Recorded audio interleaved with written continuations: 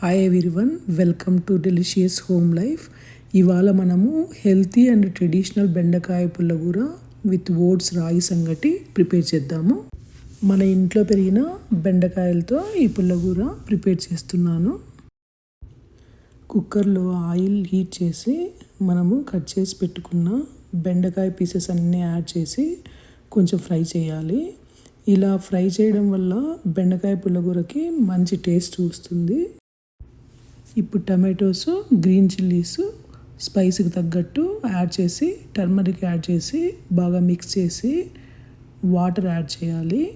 Water add చేసాక cooker మూత పెట్టేసి ఒక విజిల్ వచ్చేంత వరకు కుక్ చేసి ఆపేయాలి. ఇప్పుడు ప్రెషర్ రిలీజ్ అయిన తర్వాత చూడండి, బెండకాయ టమాటోస్ అన్నీ బాగా కుక్ అయిపోయాయి. సాల్ట్ యాడ్ చేసి పప్పు గుత్తితో బాగా మ్యాష్ చేయాలన్నమాట.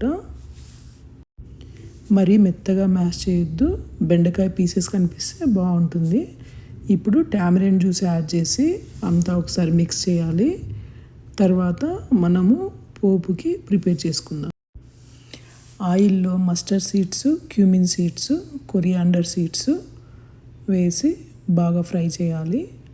అవి ఫ్రై అయ్యాక ఆనియన్స్, క్రష్డ్ గార్లిక్, ఎండుమిర్చి, కర్రీ లీవ్స్, సిలాంట్రో లీవ్స్ అన్నీ యాడ్ చేసి బాగా ఫ్రై చేయాలి. బాగా ఫ్రై అయ్యాక మన పుల్లగూరని యాడ్ చేసి ఒకసారి అంతా మిక్స్ చేయాలి. ఇది అన్నంలోకి కూడా బాగుంటుంది, కానీ సంగట్లోకి ఇంకా బాగుంటుంది. ఇది రాయలసీమలో బెస్ట్ కాంబినేషను. ఇప్పుడు రెడీ అయిన పుల్లగూరని ఒక సర్వింగ్ బౌల్లోకి తీసుకొని పక్కన పెడదాము.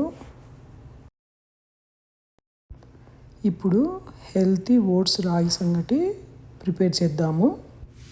1 కప్పు ఓట్స్ తీసుకొని బాగా వాష్ చేసి 2 కప్స్ వాటర్ యాడ్ చేసి సోక్ చేయాలి. బాగా సోక్ అయితే సాఫ్ట్గా వస్తుంది సంగటి.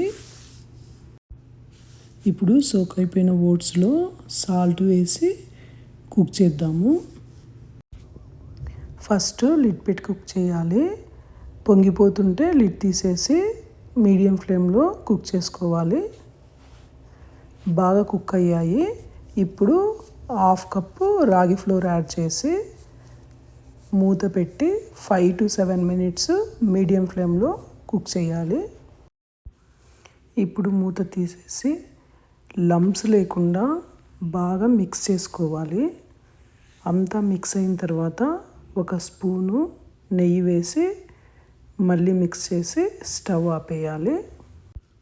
కొంచెం చల్లగా అయ్యాక ఒక బౌల్కి కొంచెము గీ అప్లై చేసి సంగటి మిక్చర్ని యాడ్ చేసి సాఫ్ట్ బాల్స్ లాగా షేప్ చేయాలి. ఈ హెల్తీ ఓట్స్ రాగి సంగటిని బెండకాయ పుల్లగూరతో తింటే చాలా బాగుంటుంది. ఇది చాలా ఫిల్లింగ్గా కూడా ఉంటుంది.